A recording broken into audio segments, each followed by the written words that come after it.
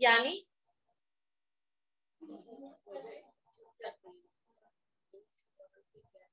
نہیں، یعنی ایک روزے پہ 2 نیت نہیں ہے. آپ نے فرض روزے پہلے رکھنے ہیں کیونکہ نفلی فرائض سے پہلے نفل قبول ہی نہیں ہے. ٹھیک ہے. ہاں یعنی آپ کی جو نفلی عبادات ہیں اگر آپ کے فرائض میں کوتاہی ہے تو پھر آپ کے نفل بھی مقبول نہیں ہوں گے. جی فرضی روزے اگر چھوٹ جائیں تو آپ نے 2 نیتیں نہیں کرنی, آپ نے فرض کی نیت کرنی ہے. ہاں وہ عورتیں جو جیسے گھر میں بہت سارے لوگ ہوتے ہیں اور ان کو تھوڑی شرم و حیا ہوتی ہے کہ بھئی ہمیں مشکل ہے, ہم لوگوں کو کیا بتائیں کہ ہم سنبھال کے رکھتے ہیں یا ہم اپنے چھوٹے میں رکھ رہے ہیں, تو وہ گھر والوں کے ساتھ رکھ سکتی ہیں تاکہ ان کے جو ہے وہ کسی کو پتہ نہ چلے. ٹھیک ہے. نیت آپ نے فرض کی رکھنی ہے, شوال کی نہیں رکھنی. ٹھیک ہے. تو یہ اللہ تعالیٰ آسانی کر آپ کے لیے. اور اسی طرح جو آپ کے اگر وہ جو محرم کے جو لوگ روزے رکھتے ہیں پیر اور جمعرات کا, اگر آپ کے رمضان کے روزے رہتے ہیں تو آپ نے اس کو پہلے پورا کرنا ہے اور اس کے بعد آپ باقی جو روزے ہیں وہ آپ پورے کر سکتے ہیں. ٹھیک ہے. اور نماز کی پابندی رکھو اور زکوٰۃ دیتے رہا کرو اور اللہ کو قرض حسنہ دو. اور اسی طرح قرض حسنہ کے بارے میں ایک یہ بھی بات آپ کو بتاتی چلوں کہ قرض حسنہ جو ہے نا وہ مال میں صرف پیسہ نہیں ہے. قرض حسنہ ہر وہ چیز اللہ تعالیٰ خود اس کو ایسے قرض لے رہا ہے. تو وہ ہمارا علم بھی ہو سکتا ہے, وہ جس طرح رزق کے بارے میں آتا ہے نا, تو اس کے بارے میں بھی کچھ سال میں نے پہلے اس کے بارے میں پڑھا تھا. تو اس میں یہ ہے کہ ہر وہ چیز جو آپ اللہ کی راہ میں لگا دیں, آپ کا وقت بھی قرض حسنہ ہے, آپ کا مال بھی, آپ کا قوت بھی, آپ کا پیسہ بھی, آپ کی کوئی بھی بات, اگر آپ کوئی بھی چیز اللہ کی راہ میں دیتے ہیں وہ سب کچھ آپ اپنی عمر اگر لگا دیتے ہیں وہ بھی اللہ اس کو قرض حسنہ کے طور پہ لیتا ہے. ٹھیک ہے. اور جو نیکی تم اپنے لیے آگے بھیجو گے اسے اللہ کے ہاں بہتر اور ثواب میں زیادہ پاؤ گے اور اللہ سے معافی مانگتے رہو. یقیناً اللہ بڑا بخشنے والا اور مہربان ہے. اور اسی طرح اللہ سے اس کی مغفرت کی دعا کرتے رہنا چاہیے. سورہ مدثر یا ایھا المدثر قم فانذر وربک فکبر وثیابک فطہر والرجز فاہجر ولا تمنن تستکثر ولربک فاصبر. اور اے کپڑا اوڑھنے والے کھڑے ہو جائیے اور ڈرائیے اور اپنے رب جی کی بڑائیاں بیان کیجیے. اور اسی طرح نبی صلی اللہ علیہ وسلم کے پاس جو پہلی وحی نازل ہوئی تھی اقرا بسم ربک الذی خلق, تو اس کے بعد جو ہے نا کچھ وقفہ آ گیا تھا اور نبی صلی اللہ علیہ وسلم پر جو خوف طاری ہوا اصل میں وہ وقفہ اس لیے ہوا کہ نبی صلی اللہ علیہ وسلم دوبارہ سے قوت پکڑ لیں. اور اسی طرح پھر نبی صلی اللہ علیہ وسلم کے پاس جب جو ہے نا وہ دوسری وحی آئی تو یہ سورہ مدثر تھی. اور جو زمانہ جو تھا وہ فطرت وحی کا زمانہ تھا. ٹھیک ہے. یعنی وحی جب روک دی گئی تو اس وقت جو ہے وہ نبی صلی اللہ علیہ وسلم کو کہا جا رہا ہے اے کپڑا اوڑھنے والے. نبی صلی اللہ علیہ وسلم ڈر کے مارے خوف کے مارے کپڑا اوڑھ لیتے تھے اور انہیں جو ٹھنڈ لگتی تھی تو اس پر ان کو پیار سے کہا جا رہا ہے یا ایھا المدثر, اے کپڑا اوڑھنے والے کھڑے ہو جائیے اور ڈرائیے اور اپنے رب کی بڑائی بیان کیجیے اور اپنے کپڑوں کو پاک رکھیے اور ناپاکی کو چھوڑ دیجیے. اور یعنی یہ ظاہری پاکی بھی ہے اور جسمانی پاکی بھی کہ انسان جو ہے وہ اللہ کے نبی صلی اللہ علیہ وسلم نے ویسے کبھی شرک نہیں کیا تھا, لیکن یہ کہ یہاں پہ جو دوسری جو نجاستیں ہیں جیسے عرب کے دور میں جو بت وغیرہ بھی تھے ان کو بھی جو ہے نا وہ دور رکھے اور ناپاکی کو چھوڑ دیجیے اور احسان کر کے زیادہ لینے کی خواہش نہ کیجیے. اور اسی طرح یہاں پہ اللہ کی جو بڑائی بیان کرنے کے بارے میں آتا ہے کہ وہ ہے نا اللہ اکبر, یعنی اللہ تعالیٰ سب سے بڑا ہے. اللہ اکبر کبیرہ والحمدللہ کثیرہ وسبحان اللہ بکرۃ واصیلا. تو ایک صحابی نے یہ پڑھا تو نبی صلی اللہ علیہ وسلم نے ان سے پوچھا کہ آپ نے کیا پڑھا کہ آسمان کی دروازے کھول دیے گئے. اور اسی طرح جب ہم عید کی نماز پڑھنے جائیں گے تو ہمیں بھی اللہ کی حمد و ثنا اور اس کی بڑائی بیان کرنی ہے. تو یہ جو کلمات ہیں کہ وہ آسمان کی دروازوں کو کھول دیتے ہیں. تو پھر تو جب آسمان کے دروازے کھل گئے تو پھر آپ دعائیں کریں, اللہ سے مناجات کریں, اللہ سے مانگیں, تو پھر اللہ تعالیٰ آپ کو عنایت فرمائے گا. اور ناپاکی کو چھوڑ دیجیے اور احسان کر کے زیادہ لینے کی خواہش نہ کیجیے اور اپنے رب کی راہ میں صبر کیجیے. اور آپ دیکھیں کہ اپنے نبیوں کو اللہ تعالیٰ صبر کی تلقین فرماتا ہے کہ آپ کو دنیا میں جو بھی مشکلات اور پریشانی آئیں گی اور اس راہ میں تو زیادہ آئیں گی. طائف کا آپ سفر دیکھ لیجیے جنگوں میں دیکھ لیجیے کہ جنگ بدر میں ان کی جو بیٹی تھی وہ بستر مرگ پر تھی اور وہ ان کو چھوڑ کر حضرت رقیہ ہی نام ہے حضرت عثمان غنی کی جو بیوی تھی تو اس پر ادھر سے ان کی بیٹی فوت ہو گئی اور یہاں سے جنگ کی خوشخبری ملی ہے فتح حاصل ہو گئی ہے تو یہاں پہ دیکھیں کہ ایسا صبر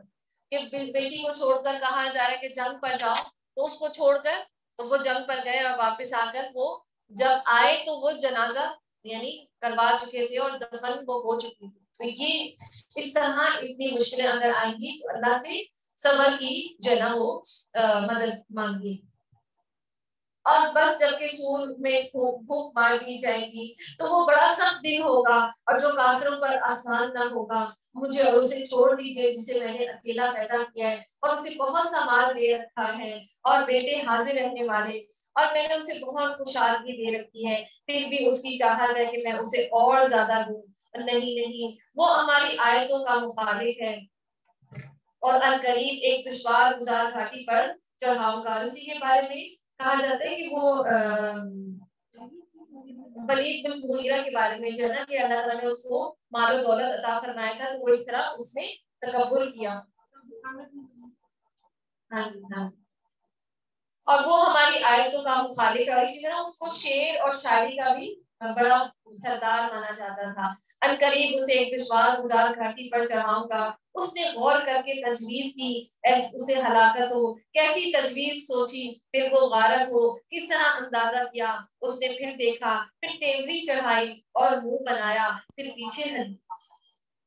ہٹ گیا اور غرور کیا اور کہنے لگا یہ تو صرف جادو ہے جو نقل کیا جاتا ہے یعنی جو عرب کے لوگ تھے انہوں نے کہا کہ آپ جو ہے نا وہ ذرا بتائیں کہ یہ کیا آپ کے بارے میں اس کا کیا خیال ہے کہ قرآن کیا ہے تو اس نے سوچا کہ اگر میری قوم کو میں نے یہ بتا دیا کہ یہ باقی حق ہے تو وہ جو ہے نا وہ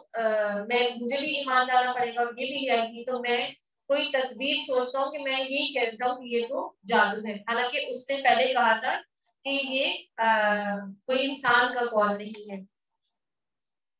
پھر کہنے لگا یہ تو صرف جادو ہے جو نقل کیا جاتا ہے سوائے انسانی کلام کے اور کچھ بھی نہیں ہے میں عنقریب اسے دوزخ میں ڈالوں گا اور تجھے کیا خبر ہے کہ دوزخ کیا چیز ہے نہ وہ باقی رکھتی ہے نہ چھوڑتی ہے اور خال کو جھلسا دیتی ہے اور اس پر 19 فرشتے مقرر ہیں یہ وہی بات ہے آپا مجھے نا میں حیران ہو رہی تھی کہ یہ مجھے یاد ہے میں نے پڑھا ہے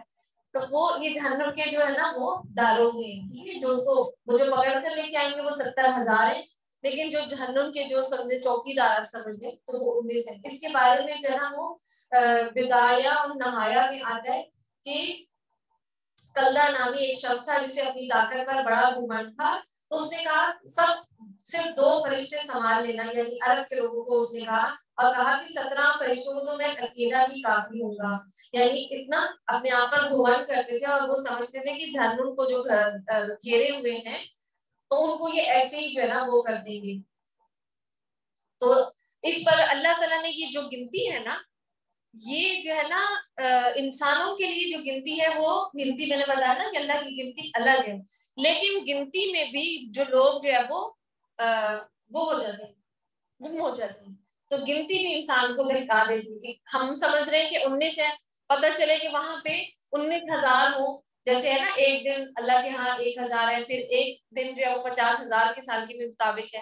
تو یہ انسان جو ہے وہ گنتی میں آ کے جیسے وہ اصحاب کہف کے بارے میں آتا ہے کہ 9 تھے 5 تھے 3 تھے 7 تھے تو گنتی میں بھی انسان جو ہے وہ گم ہو جاتا ہے اور جو کفر کرنے والے ہوتے ہیں وہ انہی چیزوں میں پڑ جاتے ہیں وہ یہ نہیں دیکھ رہے کہ وہ فرشتے ہیں تو جو فرشتے ہیں وہ حضرت جبریل علیہ السلام تو ایک کنارے سے دوسرے کنارے تک ہے تو انسان تو شاید ایک نقطہ بھی نہ ہو ان کے سامنے تو یہ آیت نمبر 30 سورہ مدثر اور ہم نے دوزخ کے داروں میں صرف فرشتے رکھے ہیں اور ہم نے ان کی تعداد صرف کافروں کی آزمائش کے لیے مقرر کی ہے یعنی یہ جو تعداد ہے وہ اللہ تعالیٰ نے ان کی آزمائش کے لیے کہ دیکھو یہ آپس میں اسی طرح جھگڑتے رہیں گے اور اسی طرح جو خاص طور پہ جو قرآن کی اور جو ہسٹری کی جو ڈیٹس بھی ہوتی ہے نا جو مینشن ہے تو وہ تو اس کا کوئی مقصد ہے تو ٹھیک ہے لیکن اگر آپ اس کا کوئی بغیر مقصد بس ان کی تاریخوں میں پڑ جائیں گے کس دن یہ فوت ہوئے تھے کس دن شب معراج ہوئی کس دن لیلۃ القدر ہے تو گنتی سے ہمیں کچھ حاصل نہیں ہوگا ٹھیک ہے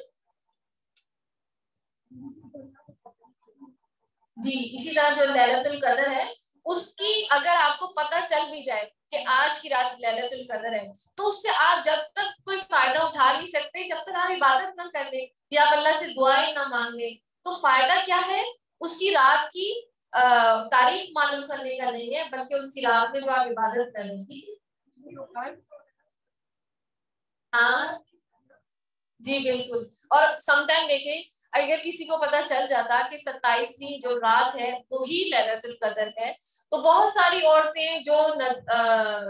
ڈلیوری جن کی ہو جاتی ہے وہ ان کی تو سارا سال کی ختم عبادت پھر جو حائضہ ہیں جو حیض سے ہیں پھر ان کی بھی تو اب یہاں پہ چانس ہے کہ اگر وہ 7 دنوں میں پاک ہو جاتی ہے تو کم از کم 3 دن ان کو مل جاتے ہیں کم از کم 1 دن ہی مل جاتے ہیں تو یہاں پہ آپ نے حاضری لگوانی ہے یا اللہ میں آ گئی تیرے لیے تو ورنہ تو پھر سارا سال ہی لوگ جو پریشان رہتے ہیں کہ ہمیں تو لیلۃ القدر نہیں ملی تو یہ اللہ تعالیٰ نے اس کے جو ہم سے جو علم چھپایا اس میں خیر ہے اور اسی طرح جو جہاں پہ فوت ہوگا وہ بھی اللہ تعالیٰ نے ہمیں نہیں بتایا کہ کون کہاں فوت ہوگا کس کو کب موت آئے گی تو میں وہی سوچتی ہوں کہ جب جیسے کوئی انسان بہت بیمار ہو جاتا ہے آپ یقین کریں وہ اپنی بیماری سے نہیں مرتا وہ اپنے اس خوف سے مر جاتا ہے کہ ڈاکٹروں نے کہہ دیا کہ میرا تو اب علاج ہی نہیں لا علاج بیماری ہے تو یہ اس کو زیادہ مار دیتی ہے تو جو خوف ہے نا وہ انسان کو مار دیتا ہے تو یہ اللہ تعالیٰ نے قیامت کب آئے گی موت کب آئے گی یہ جو طبعی جو خوف ہمیں لاحق ہوتے تو انسان تو نہ جیتا نہ مرتا وہ کوئی خوشی نہیں محسوس کرتا وہ شاید نماز بھی اس طرح نہیں پڑھتا اگر اس کو پتا ہوتا کہ اتنے سال بعد قیامت آ جائے گی تو یہ اللہ تعالیٰ نے ہم پر احسان کیا ہے کہ اس نے یہ چیزوں کو اپنے پاس رکھا ہے تو کم از کم انسان کے اندر ایک آس اور جستجو تو ہوتی ہے نا امید تو باقی رہتی ہے اور تاکہ اہل کتاب یقین کر لیں اور ایماندار ایمان میں بڑھ جائیں اور اہل کتاب مسلمان شک نہ کریں اور جن کے دلوں میں بیماری ہے وہ کافر کہیں گے کہ اس بیان سے اللہ کی کیا مراد ہے یعنی کہ یہ جو فرشتوں کو بتایا کہ اس سے کیا ہو جاتا ہے اس طرح اللہ جسے چاہتا ہے گمراہ کرتا ہے اور جسے چاہتا ہے ہدایت دے دیتا ہے اور تیرے رب کے لشکروں کو اس کے سوا کوئی نہیں جانتا یہ تو تمام بنی آدم کے لیے سراسر پند و نصیحت ہے سچ کہتا ہوں قسم ہے چاند کی اور رات کی جب وہ پیچھے آئے اور صبح کی جب کہ وہ روشن ہو جائے اور یقیناً وہ جہنم بڑی چیزوں میں سے ایک ہے یعنی اللہ تعالیٰ اتنی قسموں کے بعد بتا رہے ہیں کہ جہنم جو ہے وہ حق ہے اور بڑی چیزوں میں سے اللہ کی نشانیوں میں سے ایک بڑی چیز ہے اور نبی کو ڈرانے والی یعنی اسے جو تم میں سے آگے بڑھنا چاہے یا پیچھے ہٹنا چاہے ہر شخص اپنے اعمال کے بدلے میں کھڑکی ہے مگر دائیں ہاتھ والے کہ وہ بہشتوں میں بیٹھے سوال کرتے ہوں گے گناہگاروں سے تمہیں دوزخ میں کس چیز نے ڈالا وہ جواب دیں گے کہ ہم نمازی نہیں تھے یعنی جو اللہ کے جو نیک بندے ہوں گے جو جنت میں چلے جائیں گے تو جہنم والوں سے پوچھیں گے کہ تمہیں کس چیز نے جو ہے نا وہ جہنم میں ڈالا تو وہ کیا فرمائیں گے قالوا لم نكن من المصلين ولم نكن نطعم المسكين یعنی ابھی پیچھے بھی ہم نے پڑھا کہ وہ نماز نہیں پڑھتے تھے اور مسکینوں کو کھانا نہیں کھلاتے تھے یہاں پہ کہ وہ جہنم میں کس چیز کو ڈالا جائے گا کہ وہ کیا نہیں کرتے تھے کہ وہ نماز کی پابندی نہیں کرتے تھے ہم نماز نہیں پڑھتے تھے اور نہ مسکینوں کو کھانا کھلاتے تھے اور ہم بحث کرنے والوں کا ساتھ دے کر بحث مباحثے میں مشغول رہتے تھے اور روزے جزا کو جھٹلاتے تھے یہاں تک کہ ہمیں موت آ گئی پر ہمیں بھی چاہیے کہ ہم اللہ تعالیٰ سے نمازوں میں کوتاہی نہ کریں اور جو مسکین ہیں ان کو کھانا ضرور کھلائیں اور مجھے یاد ہے کہ کچھ لوگ جو ہے وہ اپنے گھروں میں کھانا کھلانے کو بہت زیادہ عام کرتے ہیں کہ یہ تو ہمارے گھر کا ٹرینڈ ہے چاہے آپ کھانا کھا کر آئے ہیں یا نہیں کھا کر آئے تو یہ بھی جو ہے نا وہ بہت اجر ہے اس کا اور یہاں تک کہ ہمیں موت آ گئی بس انہیں سفارش کرنے والوں کی سفارش نفع نہ دے گی انہیں کیا ہو گیا ہے نصیحت سے وہ موڑ رہے ہیں گویا کہ وہ بکے ہوئے گدھے ہیں جو شیر سے بھاگے ہوں بلکہ ان میں سے ہر شخص چاہتا ہے کہ اسے کھلی ہوئی کتابیں دی جائیں ہرگز ایسا نہیں ہو سکتا بلکہ یہ قیامت سے بے خوف ہے سچی بات تو یہ ہے کہ قرآن ایک نصیحت ہے اب جو چاہے اس سے نصیحت حاصل کر لے اور وہ اس وقت نصیحت حاصل کریں گے جب اللہ چاہے گا اور وہی اس لائق ہے کہ اس سے ڈرا جائے اور لائق ہے کہ بخشے یعنی اللہ تعالیٰ جس کو چاہے وہ اللہ کو پتہ ہے سورہ قیامہ बिस्मिल्लाहिर्रहमानिर्रहीम ला उक़्सिमु बियौमिल क़ियामा वला उक़्सिमु बिन्नफ्सिल लव्वामा। मैं कसम खाता हूँ क़यामत के दिन की और कसम खाता हूँ उस नफ्स की जो मलामत करने वाला हो। यानी नफ्स इस 3 तरह का होता है, नफ्से अमारा, नफ्से लव्वामा और नफ्से मुतमइन्ना। यानी पहले जब आप गुनाह करने के लिए जो नफ्स है वो उभारता है कि आप गुनाह कर लो, फिर जब इंसान गुनाह कर लेता है तो वो नफ्स यानी आप ज़मीर समझ, ज़मीर जो है फिर आपको मलामत करता रहता है कि आपने गुनाह कर दिया, आप तौबा कर लो। तो जब आप तौबा कर लेते हैं तो वो नफ्स जो है वो मुतमईन हो जाता है। ठीक है जी, या नफ्सुल मुतमइन्ना। अल्लाह ताला हमें नफ्स मुतमइन्ना अता फरमाए। और इसी तरह जो लोग कुरान की जब आयतें आती हैं तो उन पर उनका शरह सदर हो जाता है, वो मान लेते हैं, तो ये वही नफ्स मुतमइन्ना है कि अल्लाह की आयतों को मान लेते हैं। और जो हुज्जत और बहस और मुबाहिसे करते हैं कि नहीं इस तरह ऐसे है, ये हिजाब के बारे में यूं है, इस हिजाब के बारे में नहीं लिखा, चेहरे का पर्दा का नहीं लिखा, तो फिर ये वो नफ्स है जो इंसान को बहस और मुबाहिसे में लगाता है। अयहसबुल इंसानु अल्लन नजमा इदामा, क्या इंसान ये ख्याल करता है कि हम उसकी हड्डियां जमा ही नहीं करेंगे? हाँ जरूर करेंगे, हम तो कादिर हैं उसकी पोर पोर तक दुरुस्त कर देंगे। यानी जो उंगलियों की जो लकीरें हैं अल्लाह ताला उनको भी जो है वो ठीक कर देगा। और देखिए दुनिया में जो इतना ट्रेंड है कि क्या होता है वो सिक्योरिटी सिस्टम का, लेकिन सारे इंसानों की शक्लें कहीं ना कहीं थोड़ी बहुत मिलती भी हैं। कुछ लोग अब प्लास्टिक सर्जरी करवा लेते हैं, लेकिन ये जो आपकी जो है लकीरें हैं, ये तमाम इंसानों से लकीरों का इतना ज्यादा फर्क है। हालांकि देखा जाए तो बज़ाहिर लगता नहीं है, लेकिन अल्लाह की शान है कि हर इंसान की, हर बच्चे की जो है वो ये पोरे भी मुख्तलिफ होती है। कि इवन के सिर्फ हड्डियां ही नहीं जमा करेंगे बल्कि लकीरों को भी ठीक कर देंगे। और बल्कि इंसान तो चाहता है कि आगे आगे नाफरमानियां करता जाए, पूछता है कि कयामत का दिन कब